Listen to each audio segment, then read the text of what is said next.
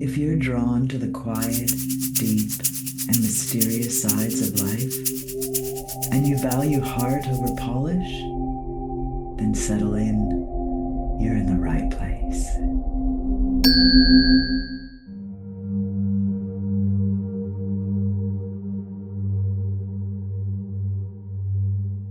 There's a temptation on the spiritual journey to chase the light. When we discover our high, magical, and luminous aspects, it's natural to want to focus on those shiny parts of ourselves. They make us feel powerful, important, and divine, feelings often missing in a world steeped in insecurity. Yet the more we chase the light, the more we risk abandoning those aspects of ourselves that ache in the dark. Initially, as we step into these radiant energies, it feels like we're remembering our true self. And in a way, we are. But here in this human realm, we also suffer. We accumulate wounds, and we carry shock and grief and trauma in the body. And because those uncomfortable layers quiet down when we bask in the light, for a time it can feel like we've arrived. But anyone who's walked this path long enough eventually comes to understand the unavoidable truth. What we refuse to face does not disappear. It gets buried down in the unconscious. Where rejected and cut off from the heart, it shapes us from the dark. Ignoring our shadows does not make them pure. It means that we're not taking responsibility for all that we are. It means that a lot of our power is unconscious, often being used in ways that don't serve the whole self. If we do not turn towards the parts of ourselves that ache, fear, judge, compare, or feel unworthy, if we don't bring them into the light of awareness, they'll never dissolve. Instead, they run our lives from behind the scenes. Unfortunately, we're not taught how to process energy. Instead of creating space to sit with uncomfortable feelings so that they can be processed and released, our default tends to be push it down and carry on. But whenever we push away feelings that are uncomfortable or distressing, we also push away the part of us associated with them so that the surface can get on with life. This is a basic survival strategy that allows us to remain functional in the short term. But over time, these suppressed aspects will become increasingly difficult to ignore because the unconscious is the foundation of our beings. Its contents shape and color the way we experience and express in the world. And the parts of us associated with that which we relegated to the unconscious are trapped with all that we didn't want to hold on the surface. The shadow is not evil. It's the part of us burdened with the truth that we couldn't process in the moment. But even though we pushed it away, it's still alive. It lives inside us and whispers quietly from the depths. When deep down we have an unmet voice saying, I feel small and unimportant, it drives the need to want to appear impressive. Or if deep down we have a part of us that believes that survival is dependent on being liked and admired, we will find ourselves contorting and performing for acceptance. There's so many ways our shadows can influence us, directing us in ways that we can be oblivious to. Sometimes as subtle as a tightness in the jaw, or as intense as a full-on outburst. Ignored shadow becomes projection, dysfunctional patterns, cynicism, sarcasm, control, anxiety, addiction, insecurity, the need to please or perform. There's so many ways shadows find to weave into our existence. Our shadows aren't passive. They shape our relationships, our choices, and our destiny. When spiritual practice is used to rise above our human self, it fractures us. Instead of being guided by our heart, our practice becomes dominated by wounded parts of us. These parts strive and push. They see themselves as better than. They chase high frequency and try to ignore and bypass the very material that makes true transformation possible. These quietly desperate parts of us that hide beneath spiritual garb will sacrifice our most fragile parts in order to remain in the light.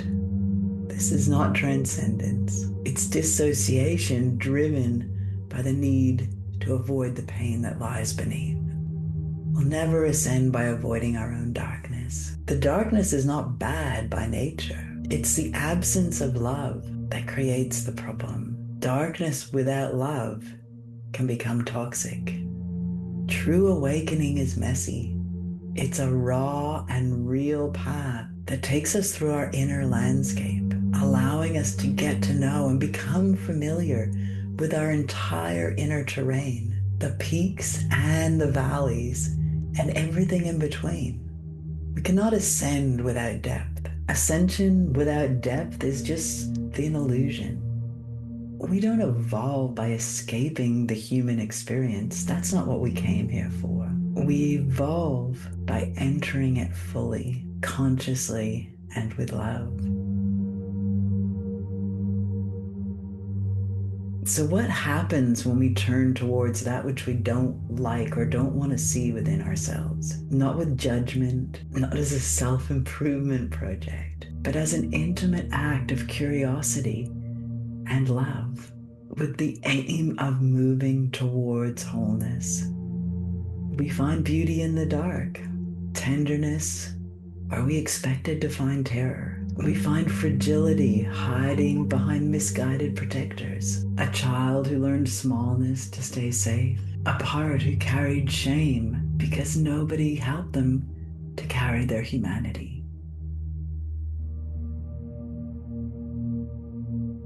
Before we turn towards the shadow, it's important to recognize something. Shadow work is not a battle. It's not about overcoming. It's about connecting with the truth of our own unique system and learning to listen to and honor what presents. The nervous system doesn't just respond to who we are on the surface. It responds to all of us, including the wounded parts of us that remain in the unconscious. And some defenses are adaptive until we find true safety. So safety needs to be the key. The nervous system isn't our enemy, it's our guardian. Integration is not a performance, and timing might be something that we can't control. Trauma requires gentleness and patience, not force, not power over, but power with. Shadow work is a job of the heart. We don't go rushing into the dark. We move towards it at a pace that love can hold.